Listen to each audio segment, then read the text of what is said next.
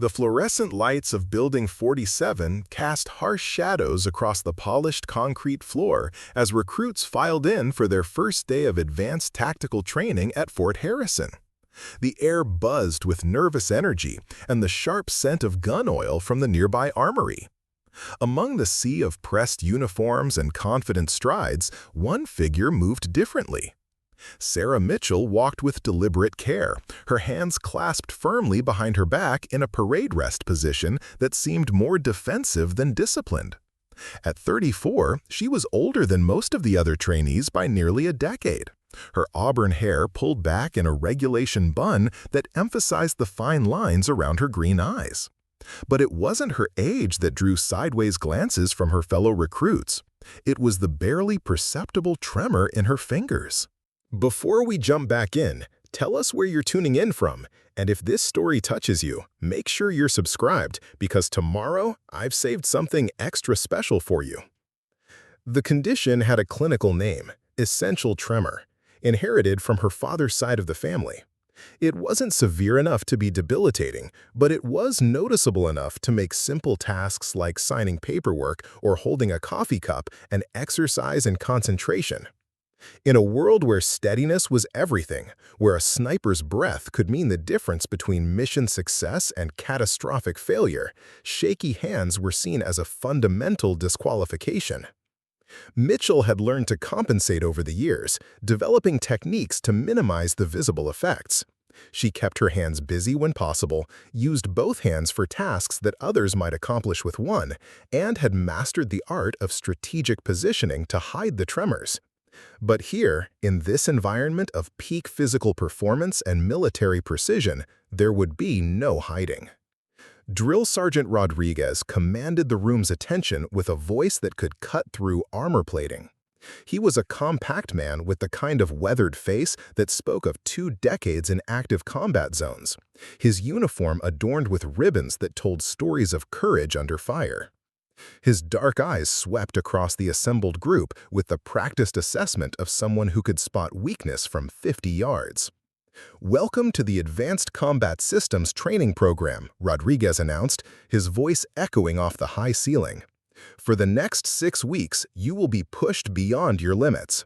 You will learn to operate, maintain, and master the tools that will keep you and your teammates alive in the field. Some of you will excel. Some of you will wash out. The weapons don't care about your feelings, your excuses, or your limitations." His gaze lingered on Mitchell for a moment longer than the others, taking in her careful posture and the way she kept her hands locked behind her back.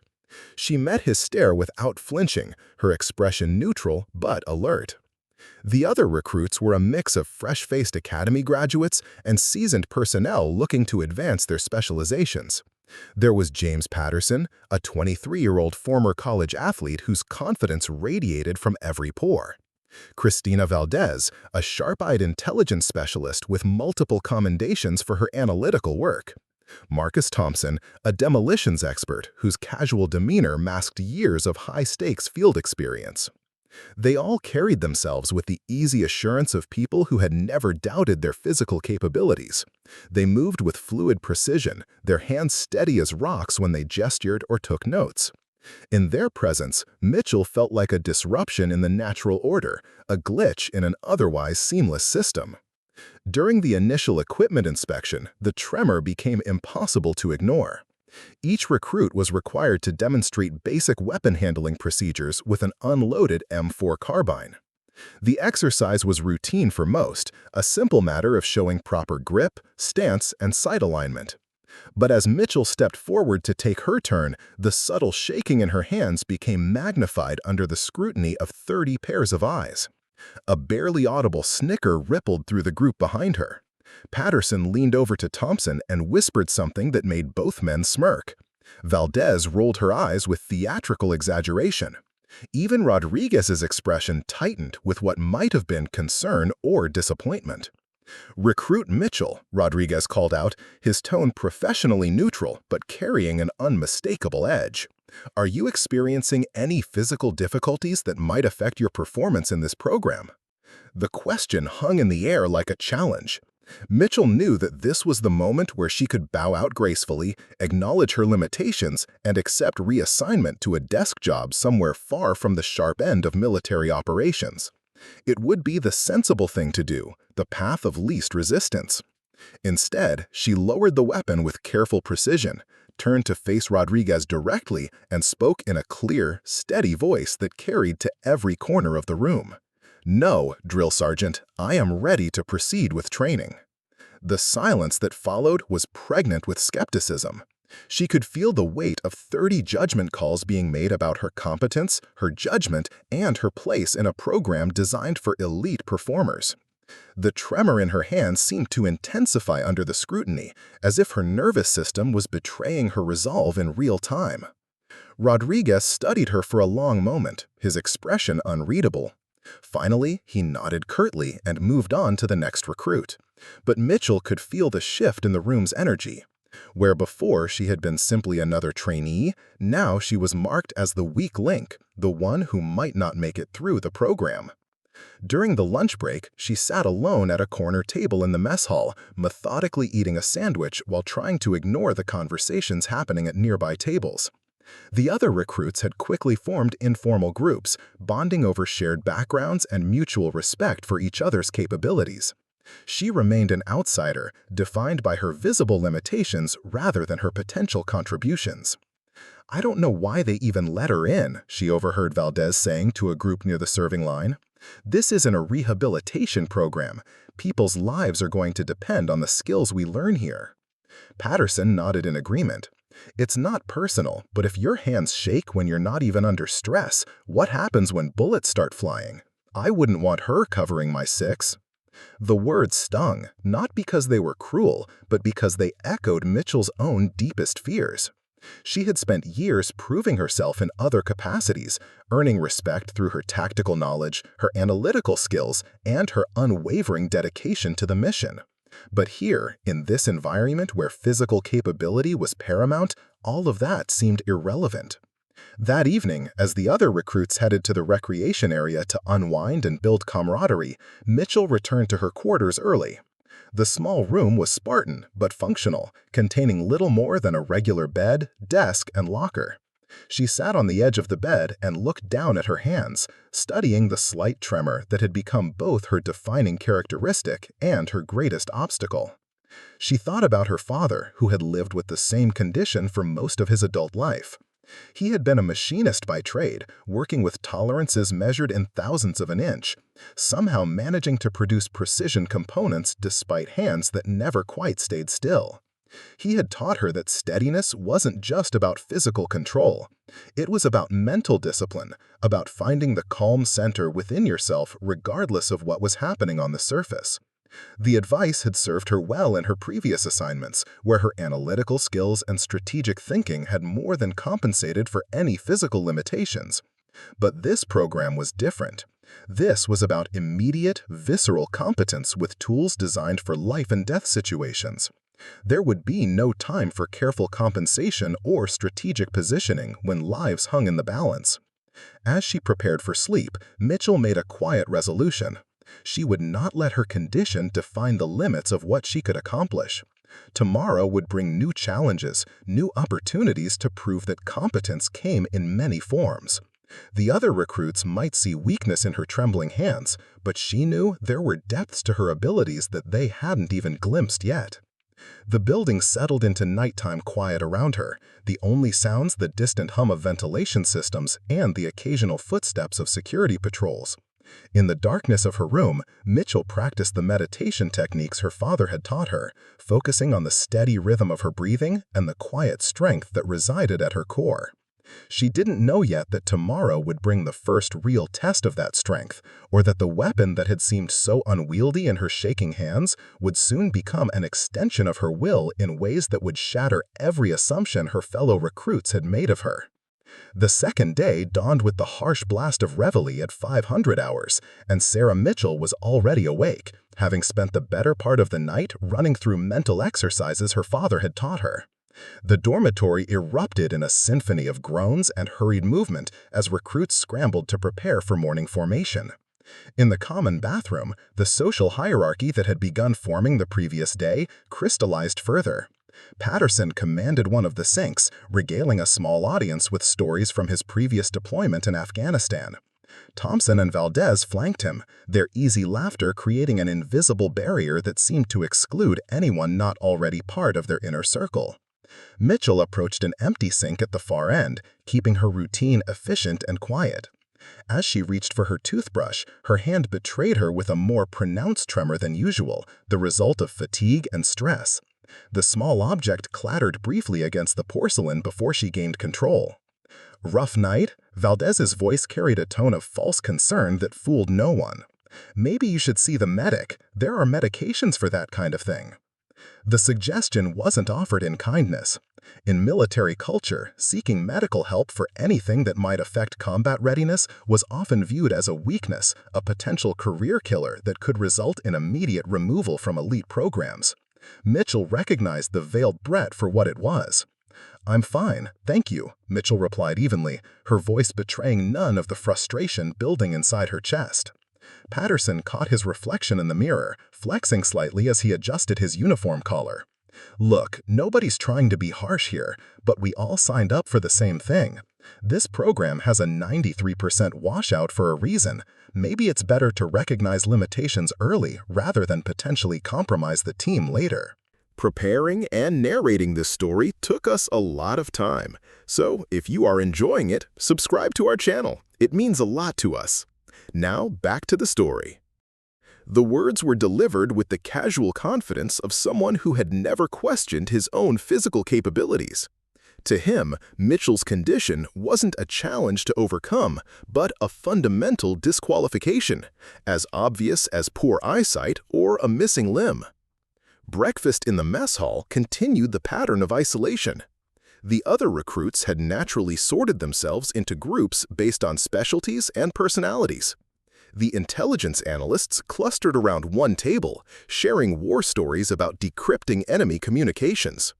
The combat veterans occupied another, their conversation punctuated with the kind of dark humor that came from shared experience under fire. Mitchell sat with recruit Davis, a quiet communication specialist who seemed more interested in his scrambled eggs than social networking, and recruit Chen, a supply officer who was clearly as much of an outsider as she was. Their conversation was stilted and professional, lacking the easy camaraderie that flowed at the other tables. "Rodriguez is supposed to be one of the toughest instructors in the program," Davis mentioned between bites. "Word is he's washed out 3 full classes in the past 2 years. Chen nodded knowingly. "I heard he doesn't believe in second chances. One major screw-up and you're gone, no matter what your previous record looks like." The information wasn't encouraging. Mitchell had already attracted negative attention on her first day, and she could feel Rodriguez's skeptical gaze tracking her movements whenever he was in the room. The instructor struck her as someone who prided himself on identifying weak links before they could compromise unit effectiveness. The morning's training session focused on weapon maintenance and basic field stripping procedures.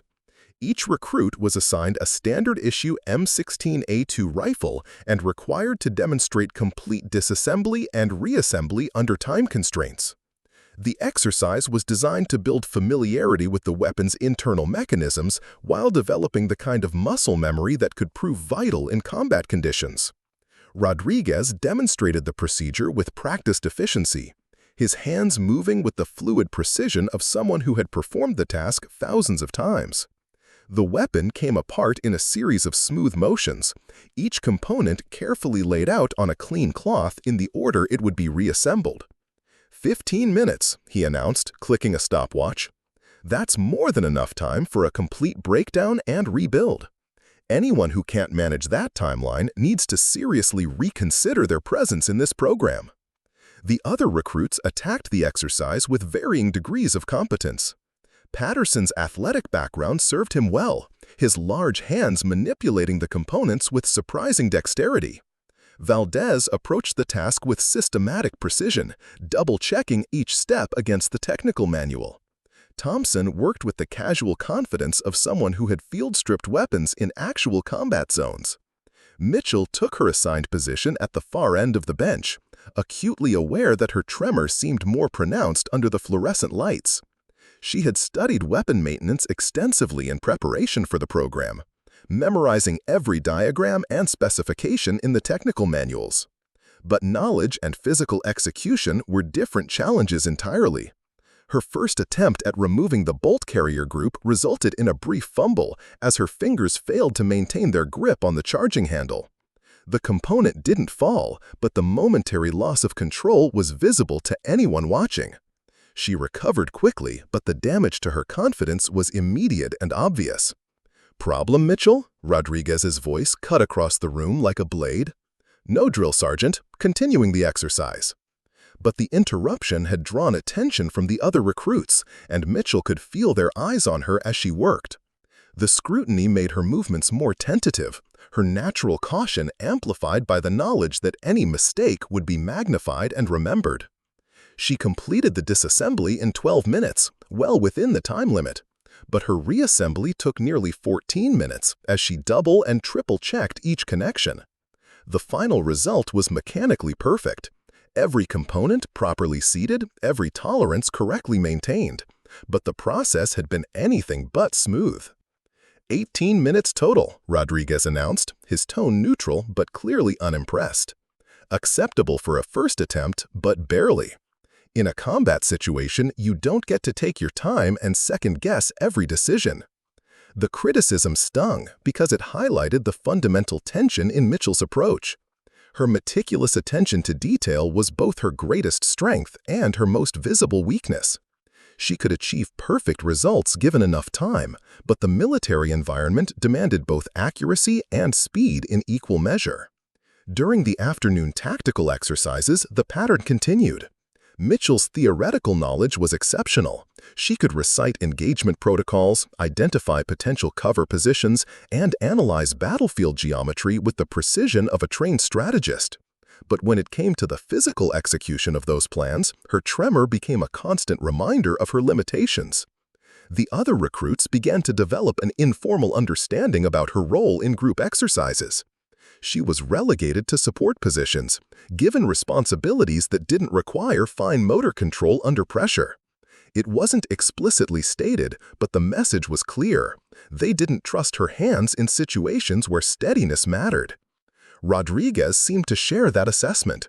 During individual evaluations, he spent less time with Mitchell than with the other recruits. His attention focused on those he viewed as having genuine potential for advancement. When he did interact with her, his tone was professionally courteous, but lacking the intensity he brought to training soldiers he believed might someday serve in critical positions. The evening debrief session highlighted the growing divide. Rodriguez reviewed the day's performance statistics, praising several recruits for their rapid progress, and identifying areas where others needed improvement. Mitchell's name was mentioned only in passing, grouped with a few other recruits who were meeting minimum standards but showing no exceptional promise. Excellence in this program isn't measured by good enough, Rodriguez concluded. The enemy doesn't grade on a curve. Your teammates don't get participation trophies. Every skill you develop here needs to be available instantly under the worst possible conditions, when failure means people die. The message was clear, even if it wasn't explicitly directed at anyone in particular. In Rodriguez's assessment, Mitchell was someone who might eventually become competent, but would never reach the level of instinctive mastery that characterized truly elite performers. As the other recruits filed out to spend their evening socializing and building the informal networks that often proved as valuable as formal training, Mitchell returned to her quarters alone. The isolation wasn't entirely unwelcome. It gave her space to process the day's challenges without the added pressure of social performance. But it also reinforced her position as an outsider in a community that valued collective identity above individual achievement. The other recruits were learning to trust each other, to anticipate each other's movements and reactions. Mitchell remained a question mark, someone whose capabilities were uncertain and whose presence might introduce unpredictable variables into carefully planned operations. She spent the evening reviewing technical manuals and practicing meditation techniques, preparing herself for whatever challenges tomorrow might bring. The dismissal and isolation were painful, but they also provided motivation. Every day she remained in the program was a day she defied the expectations that had been set for her. What none of them knew yet was that tomorrow would bring a test that would challenge every assumption they had made about her capabilities, and that the hands they viewed as a liability were about to become the instrument of a demonstration that would change everything. The third day brought a shift in the training program's focus. Instead of hands-on weapon handling, the recruits were assigned to observe advanced tactical demonstrations conducted by Fort Harrison's elite Special Operations Training Unit. The change was welcome relief for Mitchell, who had grown tired of feeling every pair of eyes tracking the subtle tremor in her hands during practical exercises. The observation deck of Training Complex C overlooked a sophisticated urban warfare simulation facility. Below them, a team of seasoned operators moved through a mock city environment with fluid precision, demonstrating room-clearing techniques and coordinated assault patterns.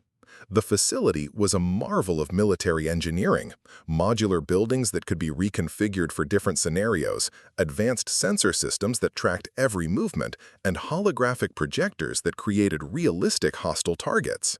Mitchell positioned herself at the back of the group, notepad in hand, watching with the focused intensity that had become her trademark.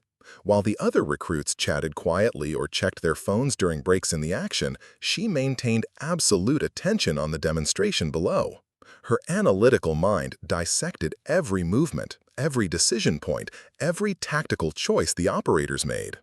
"Look at Henderson's entry technique on Building 3, Patterson whispered to Thompson, pointing at one of the operators below.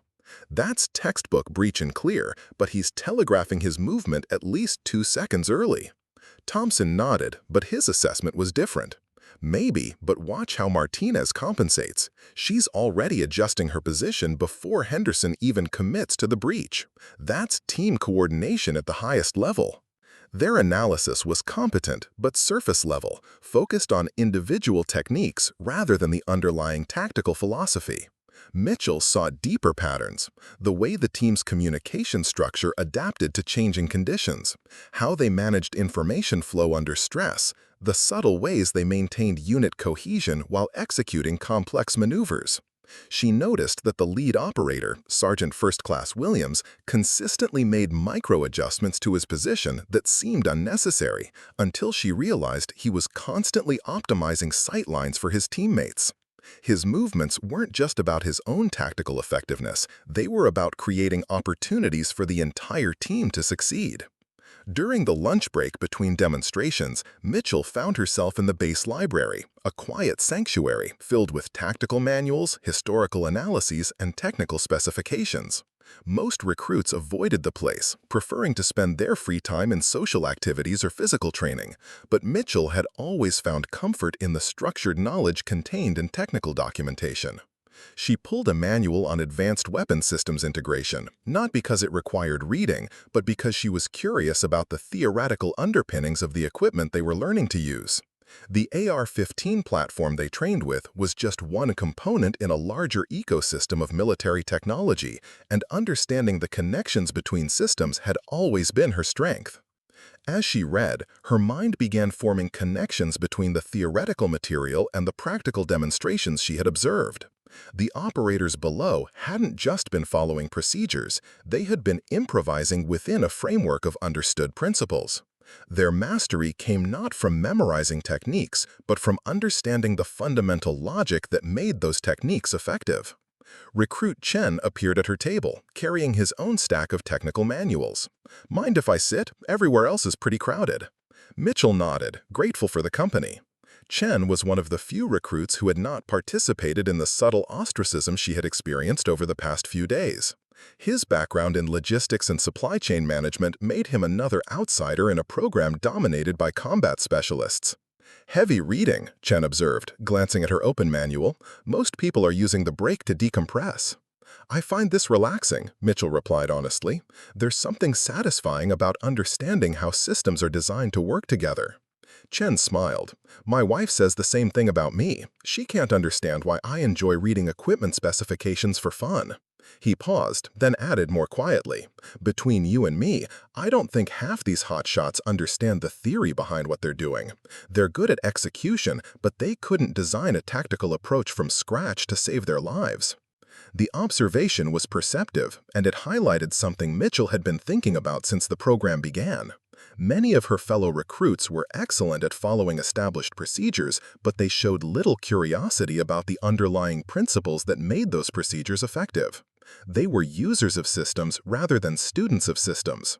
The afternoon demonstration focused on precision marksmanship under stress. The Special Operations team set up a complex scenario involving multiple moving targets, environmental obstacles, and time pressure. Each operator had to engage targets at varying distances while navigating through a course designed to elevate heart rate and stress levels. Mitchell watched with particular intensity as the snipers worked. She noticed that the most successful shooters weren't necessarily those with the steadiest hands at rest, but those who could find moments of perfect stillness within controlled movement. They breathed differently, positioned differently, and most importantly, they seemed to work with their physiology rather than fighting against it. Sergeant First Class Williams, who was serving as the lead instructor for the demonstration, caught her attention. "Interesting approach," she murmured, almost to herself. Valdez, who was standing nearby, overheard the comment. "What's interesting about it? He's just doing what they teach at sniper school." "Actually, he's not," Mitchell replied quietly. "His grip pressure is distributed differently than the standard technique, and he's using a breathing pattern that maintains oxygen flow rather than holding breath at the bottom of the respiratory cycle." Valdez looked skeptical. "How could you possibly know that from up here?" Mitchell pointed to subtle indicators in his posture and movement. "Watch how his shoulders stay level during the breathing cycle, and notice that his trigger finger maintains the same contact point throughout. He's not fighting natural tremor, he's working within it." The analysis was accurate, but it revealed more about Mitchell's observational skills than Valdez was prepared to acknowledge. Rather than showing interest in the insight, Valdez turned back to the demonstration with a dismissive shrug. Rodriguez appeared beside the group, having overheard part of the conversation. "Mitchell, what makes you think Williams is using a non-standard technique?" The question was delivered in his typical flat tone, neither encouraging nor discouraging elaboration. Mitchell sensed that this was one of those moments where her response would be carefully evaluated and filed away for future reference. "His center of gravity shifts suggest he's managing recoil differently than the standard isosceles stance would require," she explained. "And the timing of his shots indicates he's not using traditional respiratory pause techniques." Rodriguez studied the operator below for several minutes, his expression unreadable. Finally, he nodded slightly. "Williams developed that technique during 3 tours in Afghanistan. It's not in any manual because it's based on his specific physiology and experience." He looked at Mitchell directly. "How did you identify it?" "Pattern recognition," Mitchell replied simply. "Once you understand the mechanical principles behind shooting fundamentals, variations become visible." It was the first time Rodriguez had shown any genuine interest in her perspective, and Mitchell could sense the other recruits processing this small shift in their instructor's attention. But the moment passed, and Rodriguez moved on to other aspects of the demonstration. The evening brought another technical briefing, this time focusing on weapon modification and customization. The Special Operations team displayed an array of modified AR-15 platforms, each optimized for specific mission requirements. Some were configured for long-range precision, others for close-quarters combat, and several incorporated experimental technologies not yet available to conventional forces. Mitchell absorbed every detail, her analytical mind cataloging the relationships between different modifications and their intended applications. She began to understand that weapon mastery wasn't just about operating a standard platform efficiently. It was about understanding how to optimize the tool for the specific requirements of the mission and the operator. As the other recruits asked predictable questions about rate of fire and effective range, Mitchell found herself curious about more fundamental issues. How did different barrel lengths affect harmonics? What were the trade-offs between different bolt carrier designs? How did environmental factors influence the selection of ammunition types? Her questions revealed a depth of interest that surprised some of the instructors. While other recruits focused on immediate practical applications, Mitchell was clearly thinking about the underlying engineering and physics that made the weapons effective. "You've clearly done your homework," commented Master Sergeant Foster, one of the demonstration team leaders. "Most people don't think about harmonic resonance when they're learning basic marksmanship." The compliment was genuine, and it represented the first positive feedback Mitchell had received from a senior instructor. But it also highlighted her outsider status. While others were focused on meeting immediate performance standards, Mitchell was clearly thinking about the underlying engineering and physics that made the weapons effective. That evening, as the other recruits gathered in the common area to discuss the day's demonstrations and build social connections, Mitchell returned to her quarters with a stack of additional technical manuals. The isolation no longer felt entirely unwelcome. It gave her space to pursue the kind of deep learning that had always been her strength. She spent hours cross-referencing weapon specifications with ballistics data, building a comprehensive understanding of how different components interacted to create the final performance characteristics of various platforms. It was the kind of systematic analysis that came naturally to her, and it provided a sense of accomplishment that had been largely absent from her practical training experiences. What Mitchell didn't realize was that her quiet intensity and analytical approach had not gone unnoticed by all the instructors.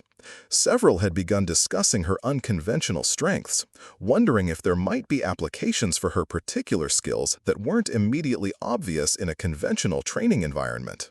Tomorrow would bring the first real test of those hidden capabilities, though none of them could have anticipated how dramatically the demonstration would challenge every assumption they had made about her place in the program. The fourth day arrived with an unexpected announcement that sent ripples of tension through the training facility. Rodriguez stood before the assembled recruits in the main briefing room, his expression more serious than usual. Behind him, a large monitor displayed the logo of the Army's Rapid Response Assessment Program, an elite evaluation system reserved for identifying exceptional talent. "Change of plans," Rodriguez announced without preamble. "We've been selected to participate in a special assessment designed by the Pentagon's Advanced Training Evaluation Division. This isn't part of your regular curriculum. It's an experimental program designed to identify unconventional capabilities that might not surface through traditional training methods." The recruits exchanged glances, uncertainty replacing their usual morning confidence. Patterson leaned forward, his competitive instincts immediately engaged. "What kind of assessment, Drill Sergeant?" "The details will be explained by the evaluation team," Rodriguez replied. "What I can tell you is that participation is voluntary, but your performance will be noted in your permanent training records. For those who excel, it could mean advancement opportunities beyond what this program normally provides." Mitchell felt a familiar flutter of anxiety mixed with curiosity. Throughout her career, she had often found that unconventional assessments played to her strengths in ways that standard evaluations did not.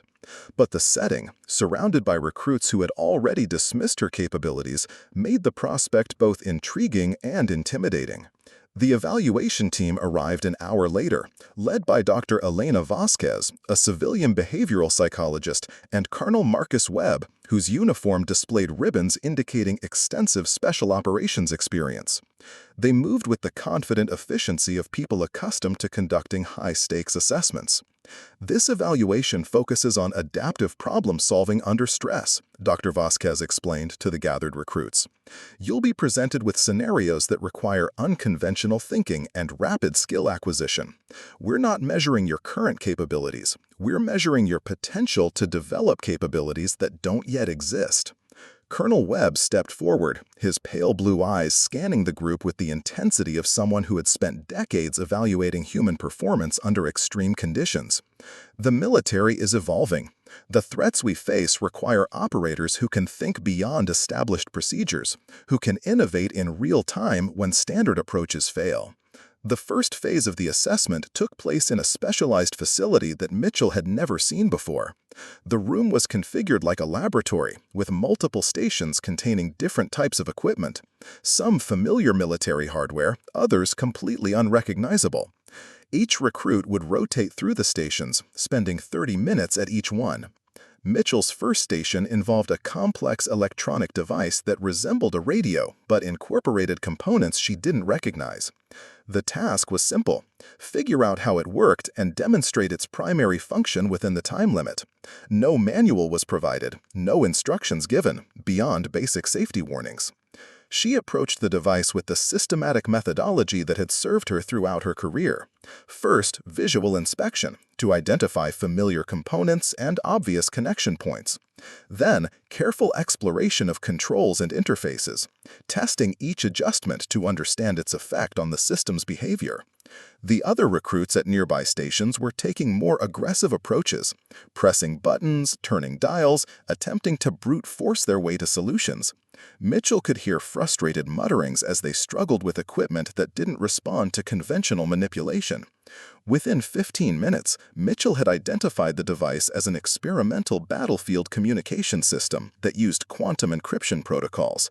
The tremor in her hands, which had been such a liability during weapon handling, proved irrelevant when working with electronic interfaces that responded to precise input rather than physical steadiness. She successfully established a secure communication link with a matching device at another station, transmitting a test message that appeared on Dr. Vasquez's monitoring system. The achievement earned her a note on the evaluator's tablet, though their expression remained professionally neutral. The second station presented a different challenge: a partially assembled mechanical device that appeared to be some kind of precision instrument. The task was to complete the assembly and calibrate it to meet specified tolerances. Again, no instructions were provided beyond basic safety protocols. This challenge played directly to Mitchell's strengths. Her father's influence had given her an intuitive understanding of mechanical systems, and her analytical approach allowed her to recognize the intended function of the device before attempting assembly. While other recruits struggled with the apparent complexity of the task, Mitchell methodically worked through the logical sequence of assembly steps. The device proved to be a precision targeting system, requiring calibration to microscopic tolerances. The irony wasn't lost on her. The same fine motor control that made her weapon handling appear unsteady was perfectly suited for the delicate adjustments required to align optical systems and mechanical linkages. She completed the assembly and calibration with 8 minutes to spare, achieving tolerances that exceeded the specified requirements. Colonel Webb himself came over to verify her work, operating the device through its full range of motion and checking the calibration against reference standards. "Impressive," he said quietly, making another note. "Where did you learn precision mechanical work?" "My father was a machinist," Mitchell replied. "He taught me that every mechanical system has a logical structure, even when it's not immediately obvious." The third station involved a tactical puzzle, analyzing enemy movement patterns from drone footage and predicting likely ambush locations. This was pure analytical work, requiring pattern recognition and strategic thinking rather than physical manipulation of equipment. Mitchell excelled at this type of challenge. She identified subtle indicators in the footage that other recruits missed: the way civilian traffic patterns changed in response to hidden military movements, how the timing of activities revealed underlying coordination, the significance of apparently random positioning that actually created optimal fields of fire. Her analysis identified 3 likely ambush sites, ranking them by probability and explaining the tactical logic behind each assessment. When the evaluators revealed the actual enemy positions from subsequent intelligence, her predictions proved accurate in all 3 cases. By this point, Mitchell was beginning to attract attention from the evaluation team. Dr. Vasquez and Colonel Webb were conferring quietly, their discussion punctuated by glances in her direction. Other recruits had noticed the attention as well, their earlier dismissive attitudes giving way to curiosity and, in some cases, resentment. "She's getting special treatment," Valdez muttered to Patterson during a brief break between stations. "They're obviously going easier on her because of her condition." Patterson wasn't convinced. "Did you see her work at the targeting system station? She finished that thing before some people even figured out what it was supposed to do." The fourth station presented the day's most challenging test: a simulated hostage rescue scenario conducted in a virtual reality environment. Recruits were required to navigate through a complex building, neutralize threats, and rescue civilians, while operating under severe time pressure and resource constraints. The VR system was sophisticated enough to incorporate realistic physics, including the effects of stress on motor control. Mitchell found that her tremor was actually amplified in the virtual environment, making precise weapon handling even more difficult than in real life. But the scenario required more than just shooting accuracy. Success depended on tactical planning, resource management, and adaptive problem-solving when initial plans inevitably broke down. Mitchell's analytical approach proved invaluable as she identified alternative routes through the building, recognized patterns in enemy positioning, and developed contingency plans for various failure modes. She completed the scenario with all hostages rescued and minimal ammunition expenditure, achieving objectives that several other recruits had failed to accomplish despite superior marksmanship scores. Her approach had been methodical rather than aggressive, emphasizing precision planning over reflexive action. The final station was the most unusual, a rapid learning assessment where recruits were taught a complex manual procedure and then required to perform it under increasing time pressure. The procedure involved assembling a sophisticated electronic device using specialized tools and following precise sequences that had to be memorized rather than referenced. The test was explicitly designed to identify individuals who could rapidly acquire new skills under stress. For most recruits, it was an exercise in memorization and manual dexterity. For Mitchell, it became an opportunity to demonstrate the learning methodology that had served her throughout her career. She didn't just memorize the procedure, she understood it. She recognized the underlying logic that made each step necessary, identified the critical tolerances that had to be maintained, and developed mental shortcuts that allowed her to work more efficiently without sacrificing precision. When the time pressure increased, other recruits began making errors as they rushed through memorized sequences they didn't fully understand. Mitchell's performance actually improved under pressure, as her understanding of the underlying principles allowed her to maintain accuracy while increasing speed. The evaluation concluded with individual debriefing sessions. When Mitchell's turn came, she found herself facing Dr. Vasquez and Colonel Webb in a small conference room. Their expressions were professional but intent, suggesting that her performance had captured their attention in ways she hadn't anticipated. "Miss Mitchell," Dr. Vasquez began, consulting her tablet, "your performance profile is quite unusual. You consistently excelled at tasks requiring analytical thinking and systematic problem-solving, but struggled with conventional physical performance metrics." Colonel Webb leaned forward slightly. "What's interesting is how you approached each challenge. While other recruits focused on immediate execution, you seemed to prioritize understanding the underlying systems. That's not necessarily better or worse, but it's definitely different." Mitchell waited for them to continue, unsure whether their assessment represented recognition or criticism. "We're going to recommend you for a specialized evaluation tomorrow," Dr. Vasquez continued. "There's a particular challenge we'd like to see you attempt. Something that will test whether your unconventional approach has practical applications in real-world scenarios." The meeting ended without further details, leaving Mitchell with more questions than answers. As she left the evaluation facility, she could feel the weight of her fellow recruits' attention. The day had shifted something fundamental in how they perceived her capabilities, though she wasn't yet sure what that shift might mean for her future in the program. That evening, instead of returning to her quarters or the library, Mitchell found herself on the observation deck overlooking the main training facility. The day's events had left her emotionally drained but intellectually energized. For the first time since arriving at Fort Harrison, she felt that someone had seen capabilities in her that went beyond her obvious limitations.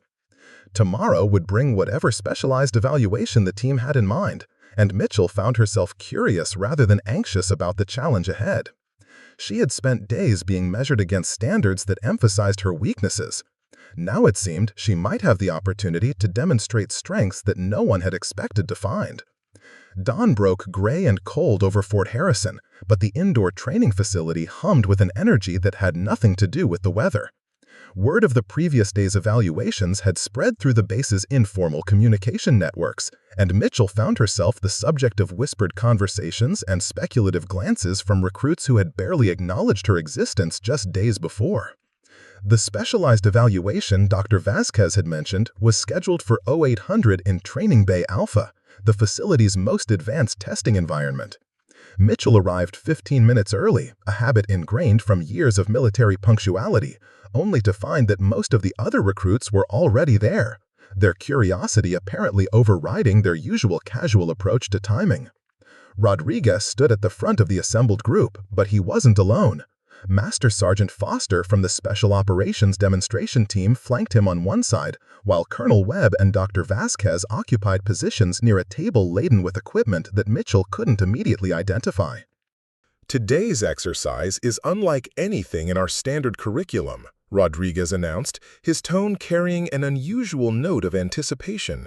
Recruit Mitchell will be attempting a demonstration that tests the practical application of the analytical capabilities she displayed yesterday. Mitchell felt every pair of eyes in the room focus on her with laser intensity. Patterson, Valdez, Thompson, Chen, Davis, all of them were studying her with expressions that ranged from skeptical curiosity to barely concealed anticipation of failure. The weight of their attention was almost physical, pressing down on her shoulders like a lead blanket. Colonel Webb stepped forward, his movement drawing the group's focus away from Mitchell and toward the equipment table. "What you're looking at is a completely disassembled AR-15 rifle," he explained, gesturing toward what appeared to be a chaotic collection of springs, pins, metal components, and polymer pieces scattered across a black cloth. Every major component has been separated and several non-standard modifications have been incorporated. The disassembled weapon was unlike anything Mitchell had seen during her training. Standard field stripping procedures involve breaking the rifle down into 5 or 6 major assemblies, but this weapon had been completely dismantled into dozens of individual components. Springs lay separated from their housing assemblies, pins were removed from their seats, and even the trigger mechanism had been broken down into its constituent parts.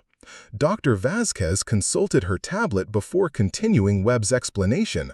The challenge is complete reassembly under time pressure. Standard field reassembly procedures won't apply here because the weapon has been modified with components that don't appear in any technical manual. Mitchell approached the table slowly, her analytical mind immediately beginning to catalog the components spread before her.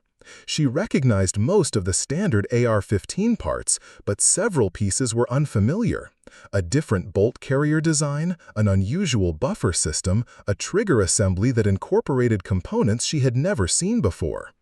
"The time limit is 15 minutes, Master Sergeant Foster announced, holding up a digital stopwatch.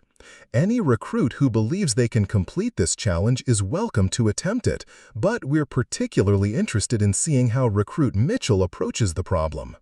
The invitation was clearly directed at her, but it was phrased as an open challenge.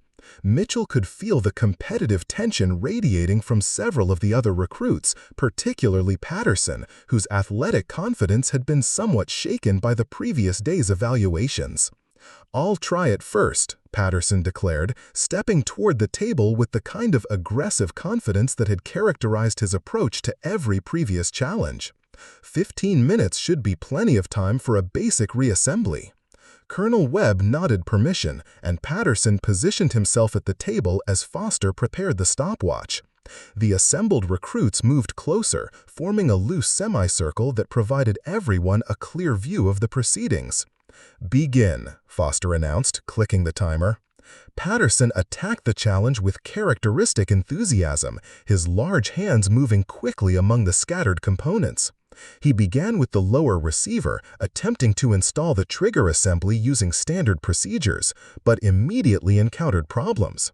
The modified components didn't fit together in the expected ways, and his initial confidence began to erode as he struggled with unfamiliar configurations.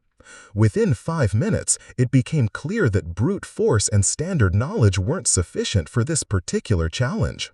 Patterson had managed to partially assemble the lower receiver, but the trigger mechanism refused to function properly, and he hadn't even attempted to tackle the upper receiver assembly. "Time," Foster called out at the 15-minute mark. Patterson stepped back from the table, frustration evident in his posture. The rifle remained in pieces, several components incorrectly positioned, and the overall assembly nowhere near functional. His failure wasn't due to lack of effort or basic knowledge, but rather to the limitations of applying standard procedures to a non-standard problem. "Anyone else want to attempt it?" Webb asked, his tone neutral but clearly anticipating additional failures. Valdez stepped forward next, her systematic approach offering hope for better results. She had observed Patterson's mistakes and began with a more methodical examination of the components before attempting assembly. Her progress was more organized, but she encountered the same fundamental problem. The modified components required understanding that couldn't be derived from standard training. Thompson tried third, his combat experience providing some advantages in recognizing the function of unfamiliar components, but he too ran out of time with the rifle only partially assembled. Davis declined to attempt the challenge, accurately assessing that his communications background hadn't prepared him for this type of mechanical problem. After 3 failures, the mood in the room had shifted. What had begun as anticipation of Mitchell's likely failure had evolved into genuine curiosity about whether anyone could complete the challenge. The modified weapon represented a level of complexity that clearly exceeded standard training expectations.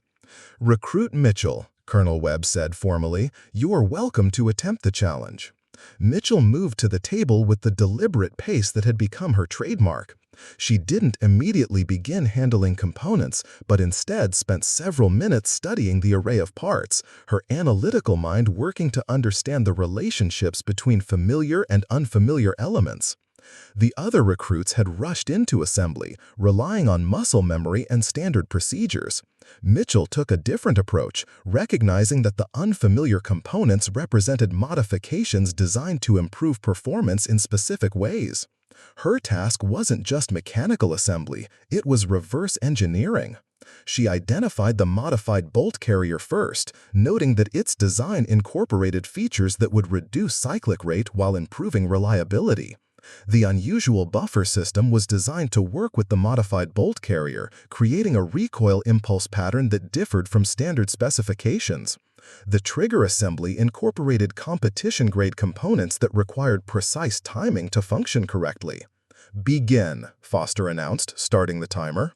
Mitchell's hands moved with purpose, but not with the frantic energy that had characterized the other attempts.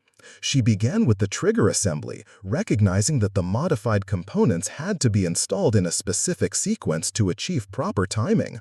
The trigger assembly came together smoothly, each component finding its proper place as Mitchell worked through the logical sequence of installation. She tested the mechanism's function before proceeding, ensuring that the timing was correct before moving to the next stage of assembly. The lower receiver assembly followed, with Mitchell incorporating the completed trigger group and installing the modified buffer system according to the logic she had deduced from examining the components. Her movements were economical and precise, each action building toward the complete functional system. The upper receiver presented the greatest challenge, requiring integration of the modified bolt carrier with the barrel assembly and gas system. Mitchell paused briefly to examine the barrel extension, noting that it incorporated features designed specifically with the modified bolt carrier. The timing of gas flow and bolt cycling had to be precisely coordinated for the system to function reliably. As she worked, the room had fallen completely silent. The other recruits watched with growing amazement as the scattered components transformed into a recognizable weapon under Mitchell's methodical approach.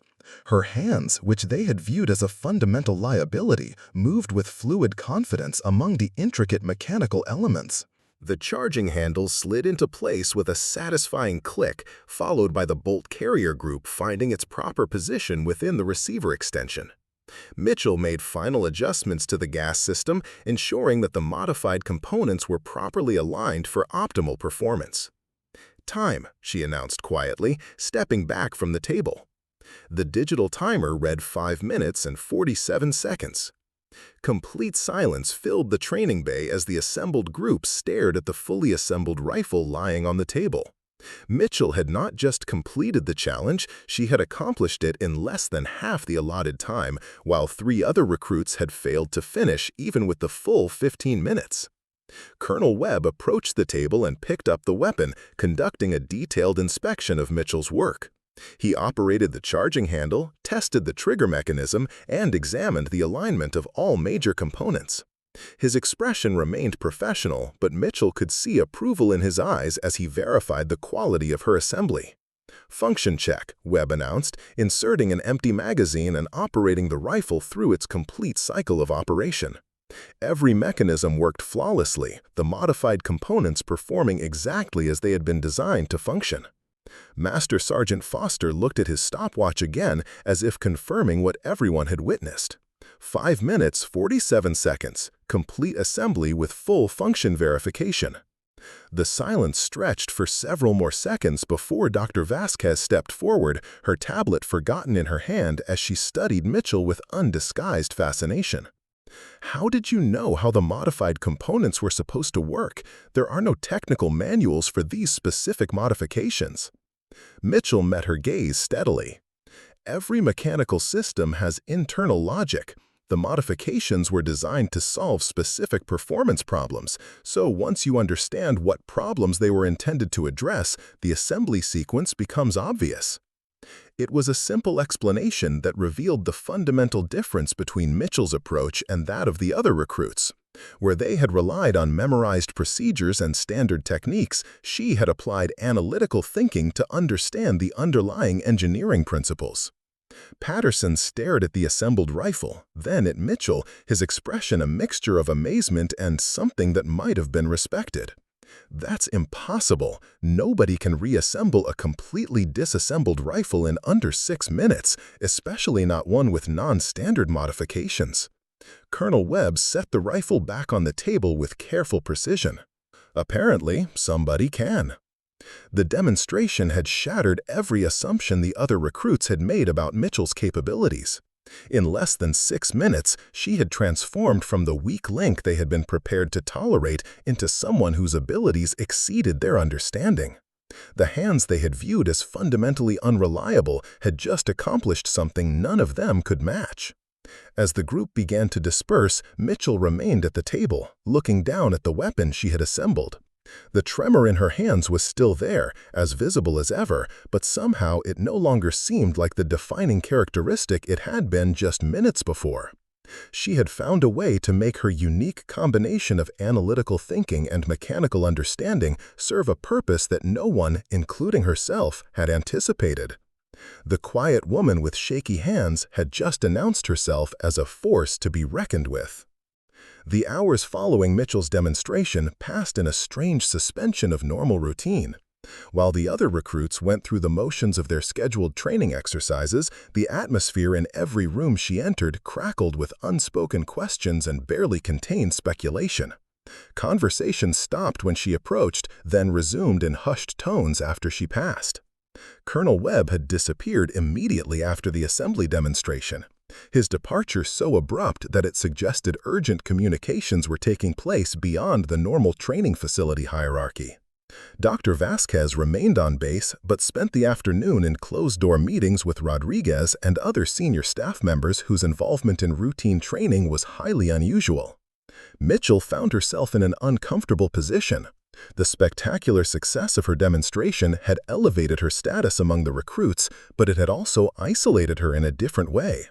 Where before she had been dismissed as incompetent, now she was viewed as an enigma whose capabilities didn't fit any familiar category.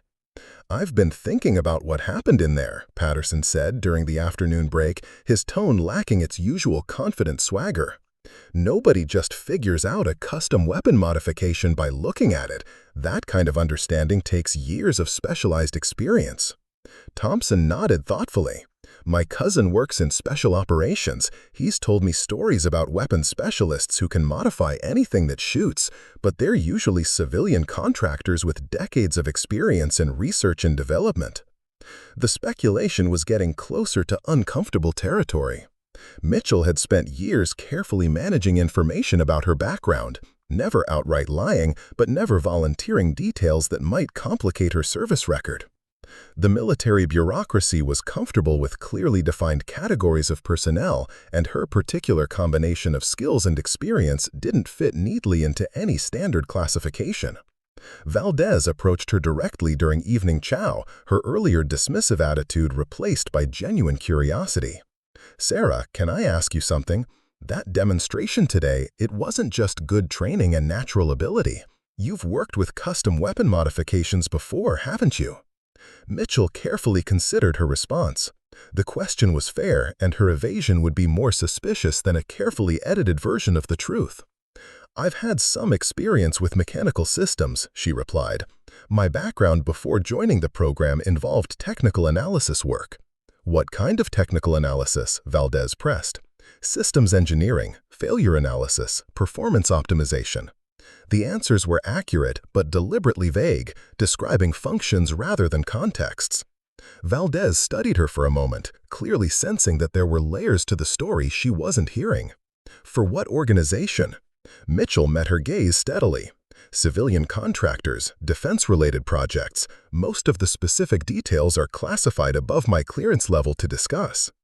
It was a masterful deflection that provided just enough information to satisfy curiosity while invoking security classifications to prevent deeper inquiry.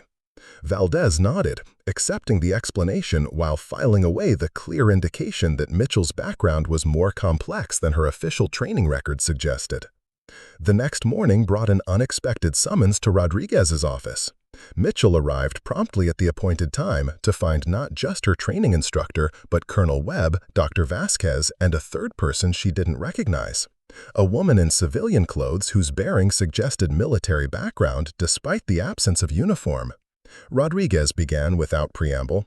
"I'd like you to meet Dr. Amanda Sterling from the Department of Defense Advanced Research Agency."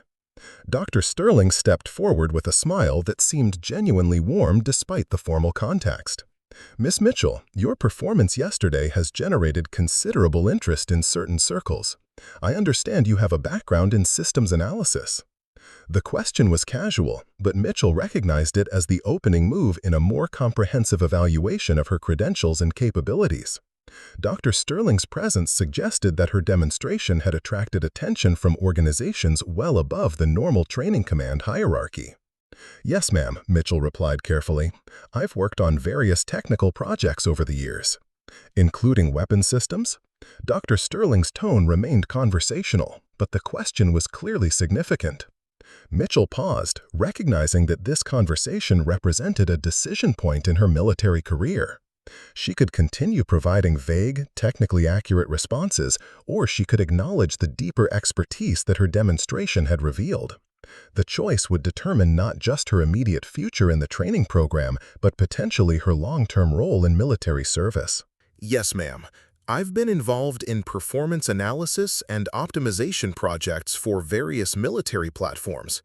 Dr. Sterling nodded, consulting a tablet that undoubtedly contained information about Mitchell's background that went well beyond her official training records. "Your security clearance shows access to projects involving experimental weapon systems, specifically the Advanced Individual Combat System program that was terminated in 2019. The statement wasn't a question, and it revealed that Dr. Sterling already knew details about Mitchell's background that explained her unusual capabilities. The Advanced Individual Combat System program had been a classified effort to develop next-generation infantry weapons incorporating cutting-edge material science and electronics integration.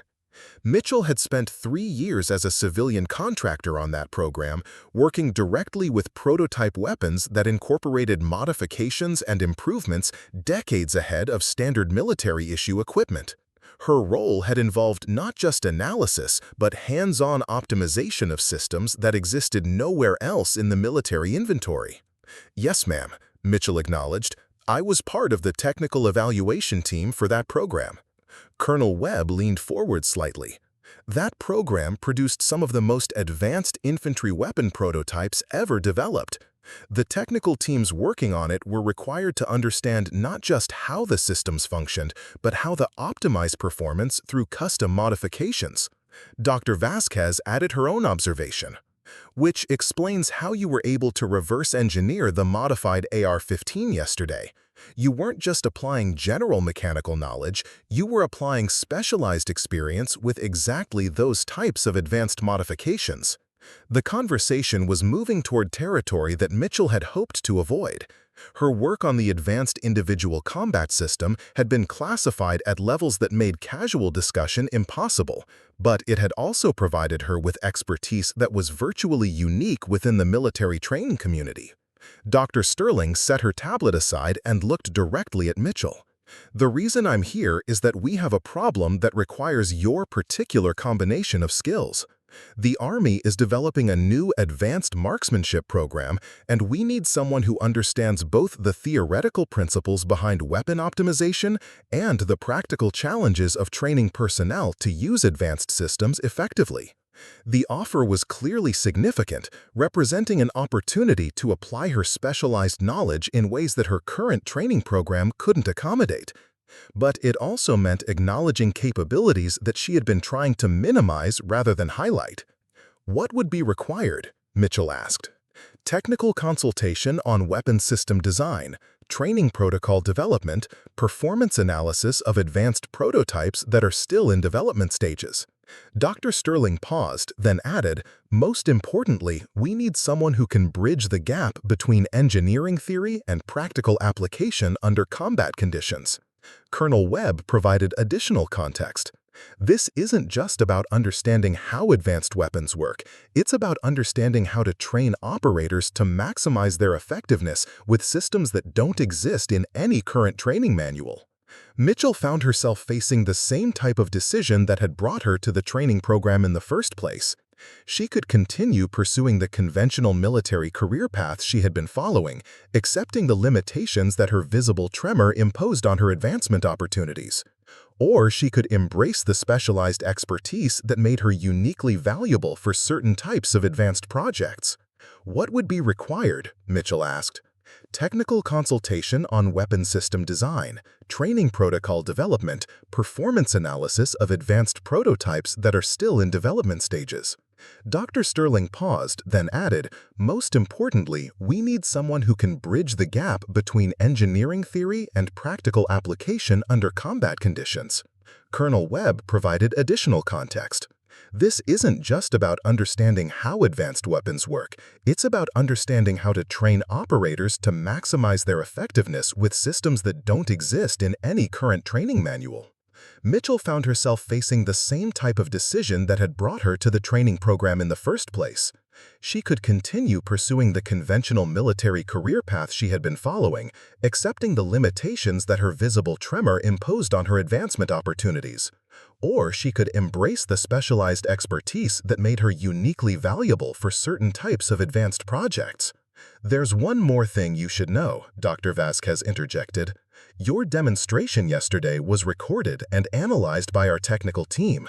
The methodology you used to reverse engineer the weapon modifications shows a level of systems thinking that we rarely encounter outside of advanced research environments." Dr. Sterling nodded agreement. "We've reviewed the footage multiple times. What you accomplished wasn't just rapid assembly, it was real-time engineering analysis applied to solve a problem that had no documented solution. That's exactly the type of capability we need for next-generation weapons development." The revelation that her performance had been not just observed but technically analyzed added another dimension to the situation. Mitchell realized that her demonstration had provided evidence of capabilities that were more rare and valuable than she had understood. The position would involve working with prototype systems that are years ahead of anything currently in military service. You would be part of a small team developing training protocols for weapons that most military personnel won't see for another decade. Rodriguez had remained silent during most of the conversation, but now he spoke directly to Mitchell. "This represents an opportunity that doesn't come along often. Your performance in this training program has been unconventional, but it's clear that your capabilities are better suited to specialized applications than to standard military roles." The assessment was accurate, though it highlighted the fundamental mismatch between Mitchell's abilities and the conventional career path she had been pursuing. Her analytical strengths and technical expertise were wasted in roles that emphasized standardized procedures and conventional approaches to problem solving.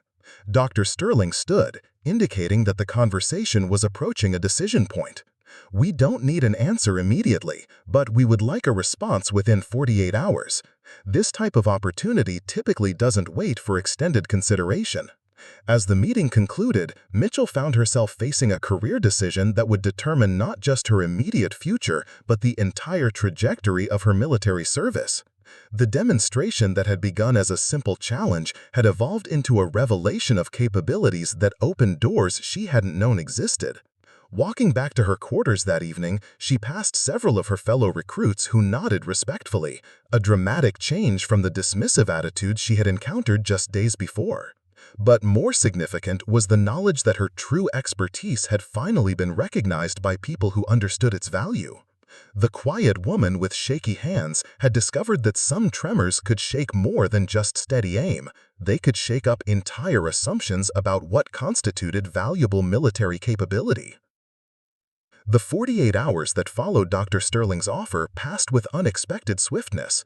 Mitchell found herself moving through the remaining training exercises with a new sense of purpose, no longer trying to prove she belonged in the conventional program, but rather evaluating whether the conventional program served her actual capabilities and career objectives. The transformation in how others perceived her had become complete and irreversible. During morning formation, Rodriguez positioned her prominently in the front rank, a silent but unmistakable signal to the other recruits that her status within the program had fundamentally changed. The whispered conversations that had once carried undertones of mockery now buzzed with genuine respect and barely concealed curiosity. Patterson approached her during the mid-morning break, his demeanor stripped of the casual superiority that had characterized their earlier interactions. "Sarah, I owe you an apology. I made assumptions about your capabilities based on things that obviously don't matter as much as I thought they did."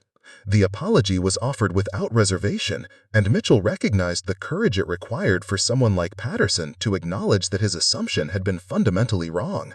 "No apology necessary, James. We all work within the frameworks we understand." "Maybe, but some frameworks are more accurate than others. What you did yesterday, that wasn't just impressive. It was the kind of mastery that takes years to develop. I'm starting to realize there's a lot more to your background than any of us understood." Valdez joined the conversation, her analytical nature clearly engaged by the puzzle Mitchell represented. "The technical knowledge you displayed suggests experience with advanced systems that aren't part of standard military training. That level of expertise usually comes from research and development environments." Mitchell nodded acknowledgement without providing additional details. The partial revelation of her background had satisfied immediate curiosity while maintaining appropriate boundaries around classified information. Her fellow recruits now understood that her capabilities extended well beyond what her training record suggested, but the specific nature of that expertise remained appropriately vague. The morning's training session focused on advanced tactical scenarios, but Mitchell found her attention divided between the immediate exercises and the larger question of her career direction. Dr. Sterling's offer represented an opportunity to work at the cutting edge of military technology, applying her specialized knowledge to problems that were years ahead of current military needs. But it also represented a departure from the conventional military career path she had been pursuing. The specialized role would likely involve long-term civilian contractor status, working with classified programs that operated outside normal military command structures. The work would be intellectually challenging and professionally rewarding, but it would also be isolating in ways that conventional military service was not. During the lunch break, Colonel Webb made an unexpected appearance in the mess hall, approaching Mitchell's table with purpose. "Miss Mitchell, could I have a word with you privately?" They walked to a quiet corner of the facility where their conversation wouldn't be overheard. Webb's expression was serious but not unfriendly, suggesting that he had insights to share rather than directives to deliver. "I've been thinking about Dr. Sterling's offer," Webb began. "I want to make sure you understand what you'd be getting into. Advanced research programs operate very differently from conventional military service. The work is intellectually demanding, but it can also be professionally isolating. Mitchell appreciated the candid assessment. What would you recommend, Colonel? Honestly, take the position. Your demonstration yesterday revealed capabilities that are extremely rare in military personnel. You have a combination of theoretical knowledge and practical application skills that could make significant contributions to next-generation weapons development. Webb paused, seeming to choose his words carefully. But more than that, you've already proven that conventional training programs aren't the right fit for your particular strengths. You'll be more professionally satisfied and more valuable to the military in a specialized role that actually uses your expertise. The advice was both practical and personal, acknowledging that career satisfaction required alignment between individual capabilities and professional responsibilities.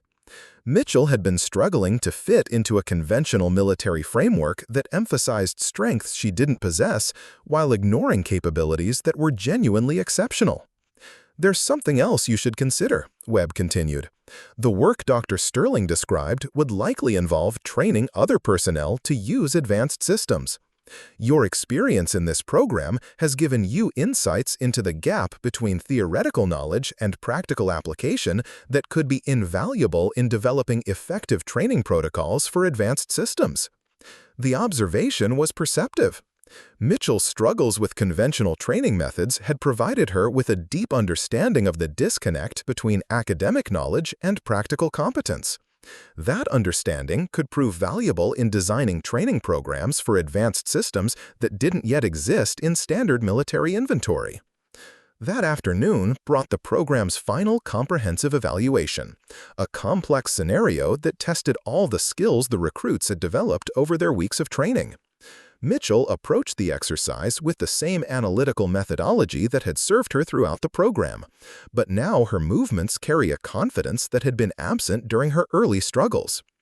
The evaluation scenario involved multiple weapon systems, tactical decision-making under pressure, and team coordination requirements. Mitchell's performance was methodical rather than spectacular, but it demonstrated competent mastery of the conventional skills while highlighting the analytical approach that distinguished her from her peers. More significantly, her fellow recruits now actively sought her input on tactical problems, recognizing that her systematic approach to complex challenges often revealed solutions that weren't immediately obvious to more conventional thinking. The isolation she had experienced during her early weeks in the program had been replaced by a kind of respectful consultation that acknowledged her unique perspective. As the evaluation concluded, Rodriguez gathered the recruits for a final assessment session. His comments to each individual reflected their performance throughout the program and provided guidance for their continued military careers. When he reached Mitchell, his tone carried a note of professional respect that had been entirely absent from their early interactions. Recruit Mitchell, your performance in this program has been educational for all of us. Rodriguez paused, seeming to consider his words carefully. You've demonstrated that exceptional capability can take forms that aren't always immediately recognizable through conventional assessment methods. The statement was both a personal acknowledgement and a broader commentary on the limitations of standardized training approaches. Rodriguez had learned as much from observing Mitchell's unconventional strengths as she had learned from participating in his program. More importantly, you've shown that the most valuable military personnel are often those who can think beyond established procedures when circumstances require innovative solutions. Rodriguez met her eyes directly. Whatever path you choose for your continued service, you'll be an asset to any organization that's smart enough to recognize what you bring to the table. That evening, Mitchell walked alone to the observation deck that had become her preferred location for reflection and decision-making. The base stretched out below her, its lights creating geometric patterns against the darkness. The tremor in her hands was as present as ever, a constant reminder of the physical limitation that had defined others' perceptions of her capabilities. But the tremor no longer felt like a defining characteristic. The events of the past week have revealed that her true strengths lie not in physical steadiness, but in analytical thinking, systems understanding, and the ability to find innovative solutions to complex problems. The hands that shook when holding a rifle steady could manipulate delicate electronic components with precision and assemble complex mechanical systems with remarkable efficiency. She thought about Dr. Sterling's offer, weighing the professional opportunities against the personal costs. The specialized research position would provide intellectual challenges and the opportunity to work on projects that could influence military capabilities for decades to come. But it would also mean accepting a career path that existed largely outside conventional military community structures. The decision, when it finally crystallized, felt inevitable rather than difficult. Mitchell had spent her military career trying to compensate for limitations that made her poorly suited for conventional roles while downplaying capabilities that were genuinely exceptional. The opportunity to embrace her specialized expertise represented not just a career choice, but a fundamental shift in how she understood her own professional identity. The next morning, she sought out Dr. Sterling to accept the position. The conversation was brief and professional, focusing on practical details rather than extended discussion of the decision's significance. But as Mitchell signed the paperwork that would transfer her to the advanced research program, she felt a sense of alignment between her capabilities and her responsibilities that had been absent throughout her conventional military service. Rodriguez was waiting for her as she emerged from the administrative building. "Good choice," he said simply. "You'll accomplish more in that role than you ever would have in conventional service." The assessment was accurate, and it reflected a hard-won understanding of the importance of matching individual strengths to organizational needs. Mitchell had finally found a professional context that valued her analytical thinking and technical expertise rather than viewing them as compensation for physical limitations. As she prepared to leave Fort Harrison for her new assignment, Mitchell paused one final time at the observation deck. The base looked the same as it had when she arrived, but her understanding of her place within the broader military structure had been fundamentally transformed. The quiet woman with shaky hands was about to become a key contributor to the future of military technology, her analytical mind and systems thinking applied to challenges that were years ahead of current military needs. The tremor that had once seemed like an insurmountable barrier had led her to discover capabilities she hadn't known she possessed. Sometimes the greatest strength came from learning to work with limitations rather than against them, finding the unique value that emerged from an unconventional combination of abilities and perspectives. Mitchell had discovered that her shaky hands were steady enough for the work that truly mattered. Up next, you've got two more standout stories right on your screen. If this one hits the mark, you won't want to pass these up. Just click and check them out. And don't forget to subscribe and turn on the notification bell so you don't miss any upload from us.